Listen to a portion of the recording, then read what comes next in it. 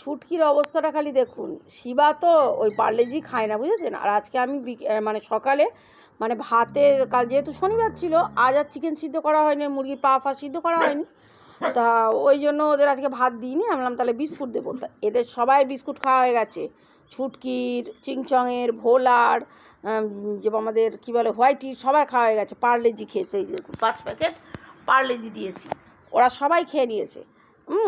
শিবা তো পার্লেজি খায় না, ওই জন্য ওর জন্য মেরি বিস্কুট নিয়ে বসেছি। কিন্তু আমার শিবাকে দেখুন পাখি তাড়াতে ব্যস্ত, দেখেছেন? পাখি ওই যে ডাক পাখিগুলো এসছে, ওগুলো তাড়াতে ব্যস্ত। খাবে না, বিস্কুট খাবে না, এই যে মুখে করে নিয়ে নিয়ে সব ফেলে দিয়েছে। এদিকে দেখুন বৃষ্টি এসে গেছে। ওই শিবা, আই শিবা, চলে দিতে, আয় আয় আয়, তাড়াতাড়ি।